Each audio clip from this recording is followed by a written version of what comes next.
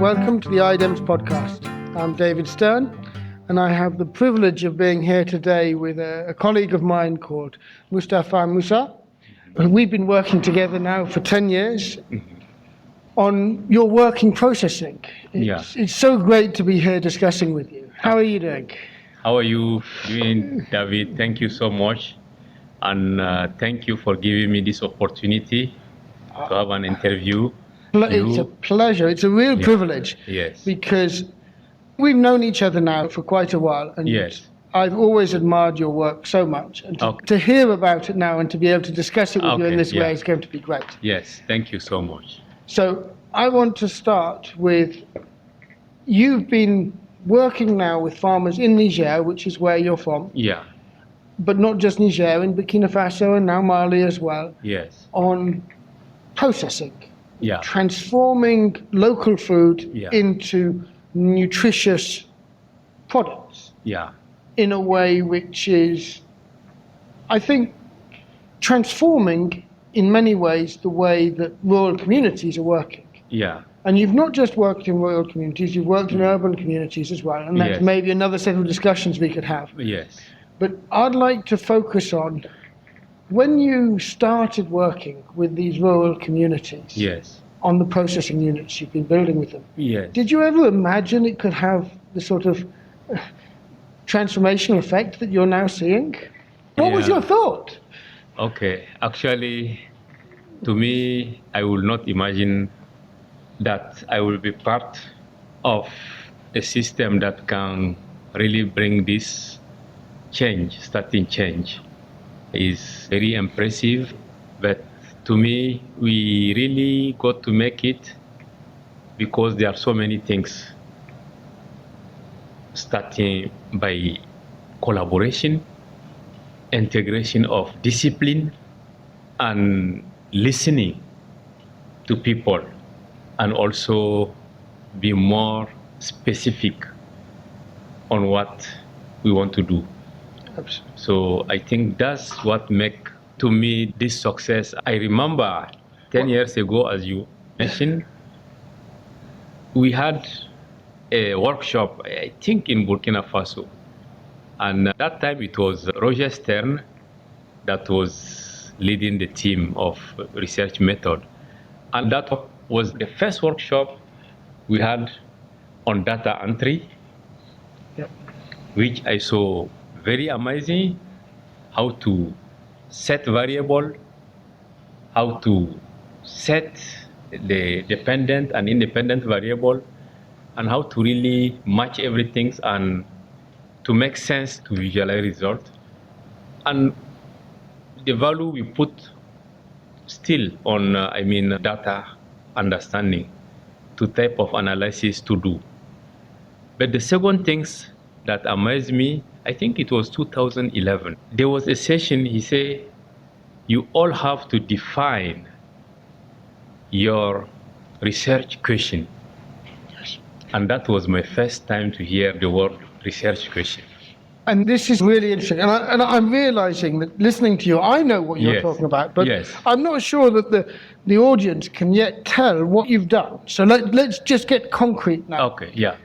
In a number of places in Niger, you've taken various types of equipment, which have now been used by these women's groups to be able to take locally produced cereals and all sorts of other crops. And even some wild native plants, some of the trees, and use them to be able to get these products, which have now been shown to be at least as nutritious as the best international baby foods and other things. And locally built. Yes, absolutely. The first part of my answer to your question was more on statistics, just your area. But to come to your question, I think is a long history, because it was just when I first finished my master's in 2007, early 2008, then Bruce, my professors who advised me and mentored me, gave me that opportunity to get that education to the US, came Then we had a big workshop in Niger. I think it was in the Grand Hotel. We invited the policy maker, the scientists, and I presented my work. And then after the presentation of the work, we really showed that we can make product from sorghum that can go to market. So it was still on extrusion, but the particularity is the type of product we developed could get away in the market. But to get that way to the market, we thought about consistent and homogeneous grain supply that should come from farmers. So yes, so this is about having the actual raw products of the right quality to be able to consistently make these products. Exactly. And if I'm not mistaken, at that point you were really looking at urban markets. Yes, but we then from that, we say to get that, we have to work with farmers. Absolutely. And if we work with those farmers, though we will give them maybe information about improved varieties, we'll tell them that we have varieties that we tested to do this specific product, it will be good for that specific product. But to get that consistent supply without stones, without foreign matters, and with the same size of grain, the same consistency in terms of color, we have to show them the way to do it. Then we say, okay, so we have to go on the post-harvest after they produce the grain, then they have to thresh it. Then our first idea was to get threshing equipment that can help them to do that without threshing on ground and affect the grain that is going to processing, and which will end up with maybe stone, sand, and so on, and then it will affect the quality. Of course. So that was what brought us to village. That's right. Let me just check I'm understanding what you're saying. Yeah. You started with the idea of actually doing this for the urban market. Yes. And you traced it back the value chain to say we need to work with the farmers so that we're actually getting the right supply of raw ingredients. That's exactly how we started. Then we had a 2-page concept note. Then we visited many organizations in Niger and also in the US. We went to the UNDP. We started to work. The process was so long. And then at the same time, McKnight has started his program in West Africa. Then it was in 2009, they had a call for activities that can be linked to processing. Okay. And believe me, I just hear that in a taxi. Yes, I was just in a taxi with some people from Iran, and they were talking that, did you hear that they send a message, because at that time, the internet was not so efficient, it's hard paper. So the McKnight, that new project, had a call, and I think it fit very well with what you are doing, Moustapha. So then the person told me... Sorry, I have to interrupt you for a second, because you said you were in a taxi. Yes. Now, I'm not sure, I've lived in Niger for a long time, so I know what you mean. Yes. I need to explain that in Niger, taxis work differently than many people would expect in Europe. So in a taxi in Niger, you don't tend to buy the taxi, you buy a seat in the taxi. Exactly, yes. So this means that you actually had other people who had other seats with this, going somewhere else, but in the same sort of direction. The taxis run almost like buses on their lines. Yes. And so you happen to be in that taxi with them, just traveling home after work or something? Yes, actually I was coming from town to Inran, so it was totally by chance that they happened to be in the taxi at that point, and you happened to get it. This is incredible. Yes, so when I get the information, I just, at that time we don't have internet. At the institution, you have to go to Cyber Coffee. A cyber cafe somewhere. Okay. Then I came back. I took another taxi again because that time I didn't have car. I went to a Cyber, and then I just put McKnight Yeah. Foundation, and I saw the call. Yeah. Then I download the call, and I wrote a draft. Yeah. We already have that first draft we had with Bruce. Then I wrote on that, Yeah. and I sent it to Bruce, and I informed Bruce that there is a call that if we are lucky, we may get. Then Bruce also worked on it, front and back, and when it was okay, we send it. And I should really clarify that Yeah. we know each other for Yes. over 10 years Yes. because you still have Yeah. a continued set of projects now Yeah, from McKnight now since Yes. 2010 or Nine, yes. 2009. Yes. This has built your career in many ways. com- And I have the Yes. privilege of having been involved in the research methods support Yeah. team Yes, exactly. for these grants Yeah. since 2013, 2014. Yes, So for over exactly. 10 years now. Yes, yes. And so that's how we've known each other. Yes, exactly. And at the same time, this is, I believe, in what you're now saying, a almost chance encounter that got you into this. Yeah, to where we are today. And so I want to come back Yeah. a little bit to sort Okay. of say, in that big story, we need Yeah. to talk a bit about where it is now.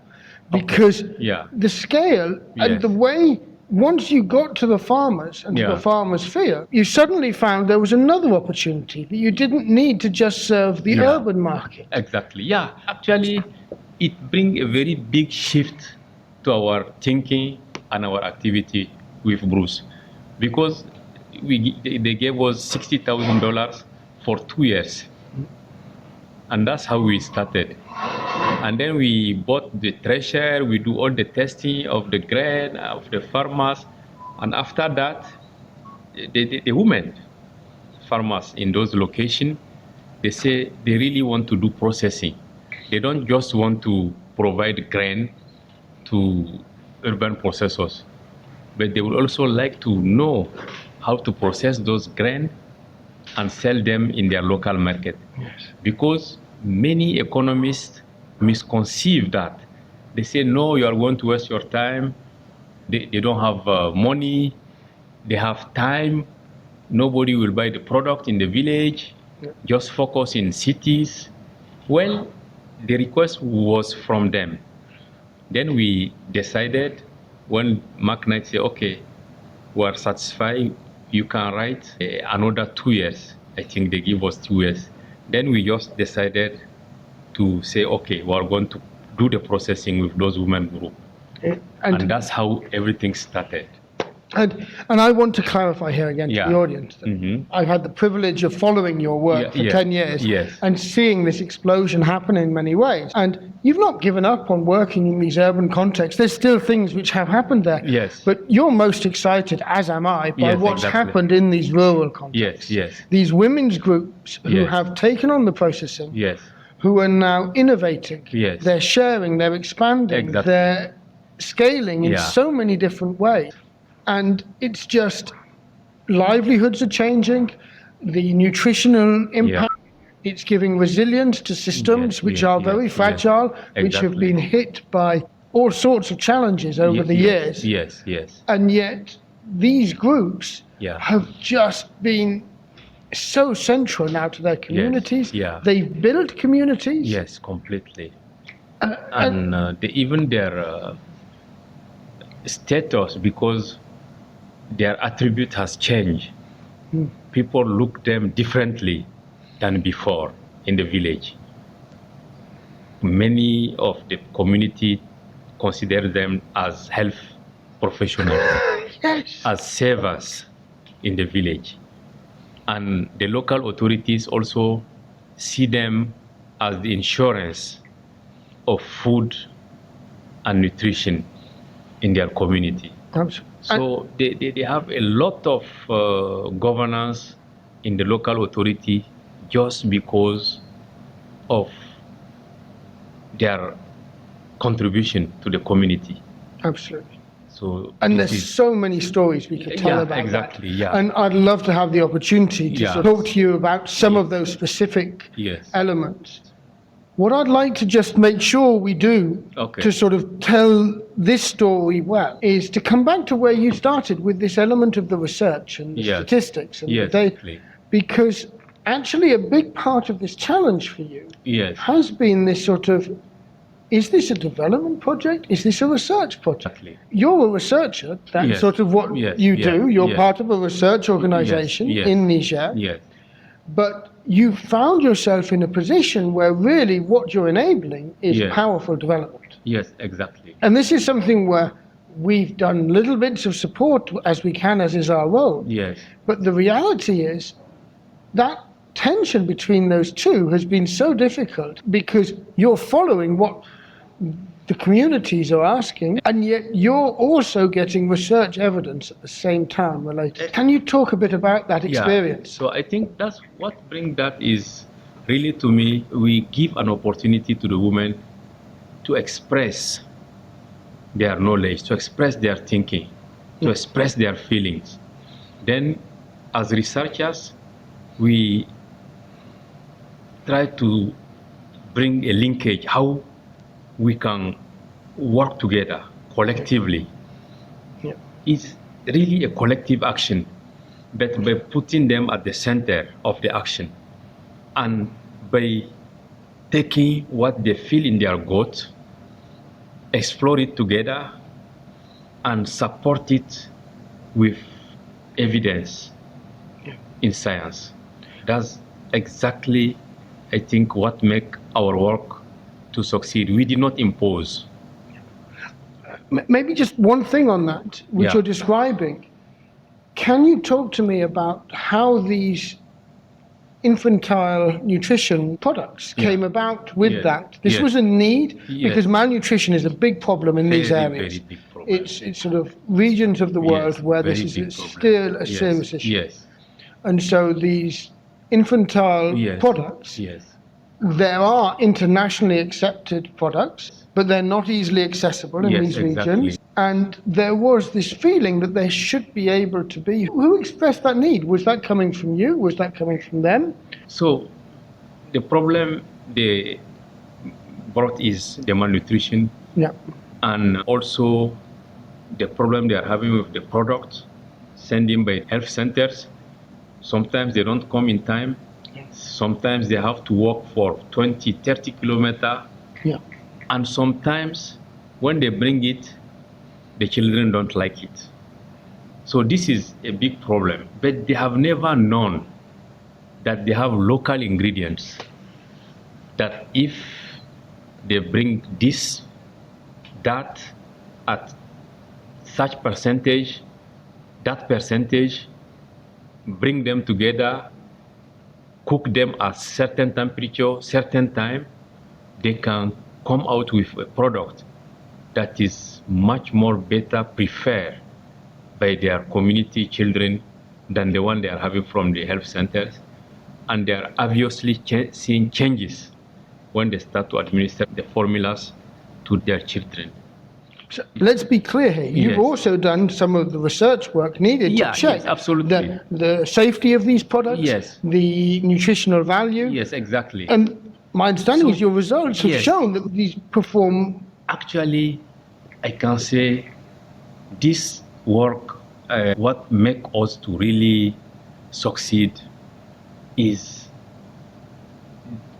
the details and the limitation of the objective. Like we have a lot of I don't know, you say milestone or milestone.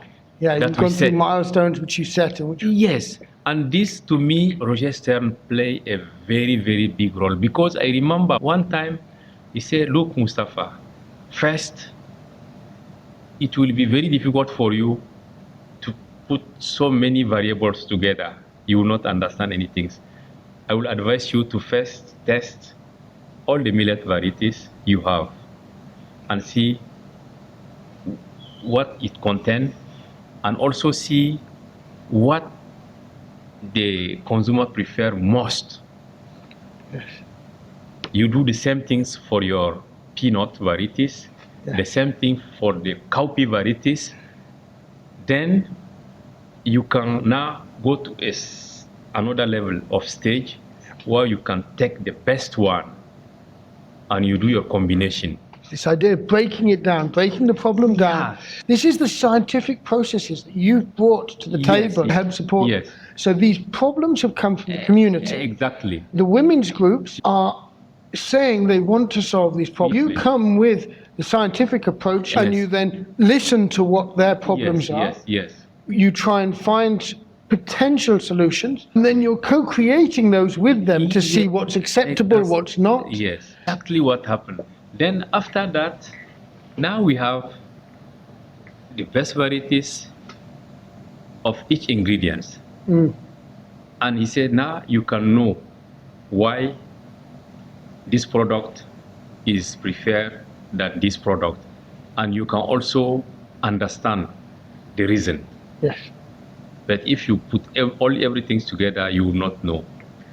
That's how we did. And then after that, the farmers, the women, they came to discover through those testing, like if we take the millet, that some are black in color, brown, yellow, and the tests are different. Yes. They have never known that there is such a diversity. Yes. It's through this research work that they came to understand that.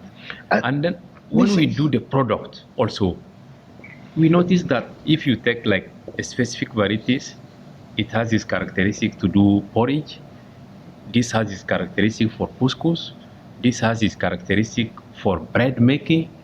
You see, and we do all this work together, collectively and in a participatory manner. And they see what research can bring as information for them to make choice. There's so many of these stories that I'd love to dig into. Yes. We've not even talked about babita, your amazing Yes, macaroni from the Terra region. But that's a whole other story. We'll have to do that on another occasion. But the thing which I'm loving, which you're bringing out here, which I think is probably going to be a good point for us to finish on, is this changing of the relationship between the researcher and the partners, particularly these farmers groups, these women who are doing the processing, and how that evolved for you, but generally in some of the areas that you're working, where it has become this real collaboration, which, correct me if I'm wrong, everybody's won from. It's not just that the farmers are gaining from this. It's you as a researcher. You're now having study results which you probably could never have dreamt of doing in other ways. So I'd just like you to finish by telling me a little bit about, from your side, I know you've always been very good at the listening side. That's been one of your characteristics. But have you felt that change happening, not just in you and your colleagues? And what does this mean in terms of the research that you're now doing or you've done over the years? I think it really changed our mind of thinking, because many scientists think that farmers don't know anything. You can just come and tell them, do this, do that. They are really mistaken. And they are also missing opportunity to also learn from the farmers, because they are very shy of opening themselves. But if you give them a role, responsibility, and chance, they will do it. And let me just be clear about when you say they will do it. What you're talking about is that actually most of your big innovations have come from that deep listening, where you're allowing them to come beyond their shine. The power dynamics which were there, which I see you interacting now with your collaborators, and you've removed a lot of the power dynamics. That collaboration is very genuine now. But originally, there's always been this barrier where the farmers daren't talk to the scientist who knows everything. Whereas actually breaking down that barrier has led to these amazing opportunities where things that you would not have thought of doing have come out from what they need and what they know. to me is really the fact of showing them they know what they want. They know what is good, but there are things they don't know, like this combination of formulas. Yes. The bringing of varieties, diversity, all this the farmers cannot know. But if they have the opening to discover them, they also bring their own knowledge to make the things to fit in their context and to be much more successful in their community. I love the way you brought in the contextual aspect Yes. and the community, because this is what I see as being central to the success of a lot of your work. Yes. Is that the scaling is happening naturally. Yeah, exactly. Because it's not driven by the researchers. Yes, It is just followed by the researchers. Yes. You're observing what's happening, but it's happening and it's driven by the processes in the community. Yes, yes. And by the context within which they're working and the opportunities they're finding. Yes. And because of the deep trust that's been built between you, when that happens, they involve you. Exactly. And so you get involved in them working with the refugees, which are now on the border because of the insecurity region. Yes, yes. And they then got sucked into doing that and to supporting that and to using their products in these difficult situations. Exactly. And because of the relationships of trust, they didn't just do it alone, they brought you along in that journey with them. Exactly. This is the power, or part of the power of these collaborations, these deep collaborations you've built over the years. Yes, exactly. Yes, like I want to say, beyond us, if we come to the health centers now are recruiting those women to go and do the works for them.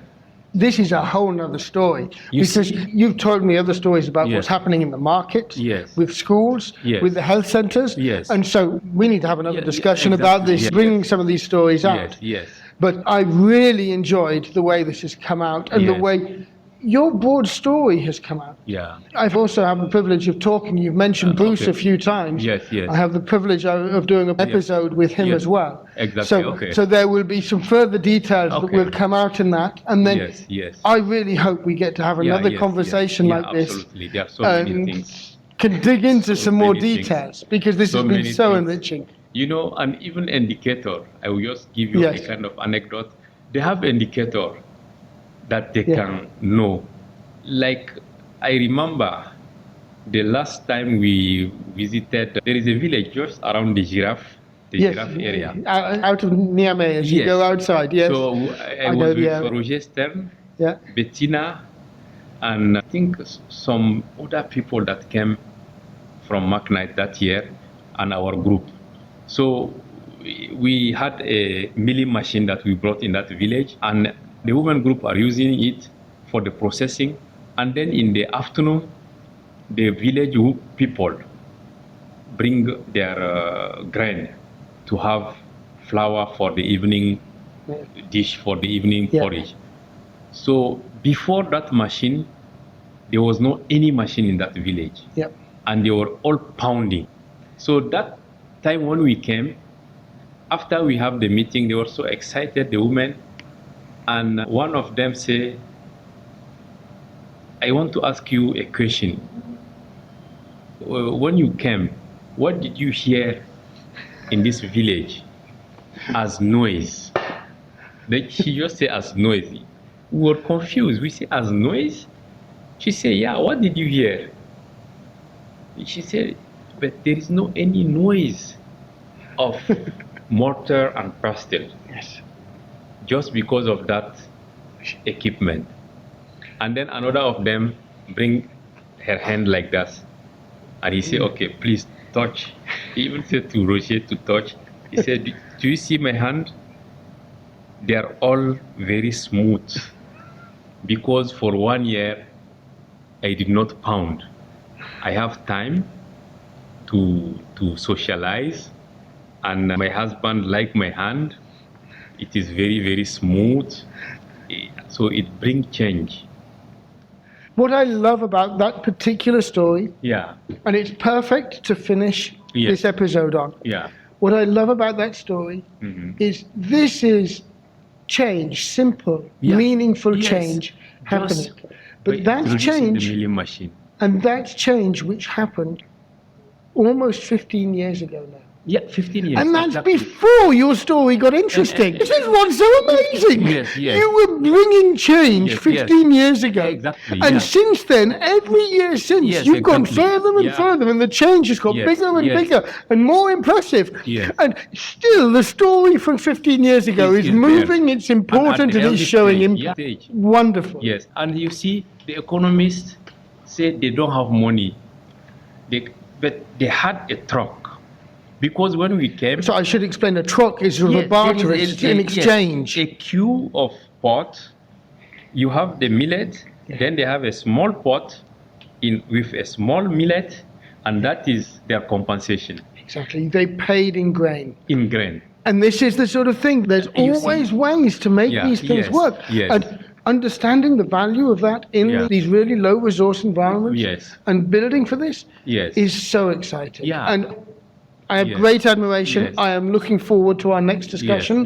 Thank I you. am certain this will not be the last. Thank you. They have given me the opportunity to talk. They would have had more to say, the women in all those locations. I know. At some point, it needs to go beyond me talking to you. This is something maybe we can help you to tell these stories over time. But this has been a pleasure. Thank you so much. Thank you, David.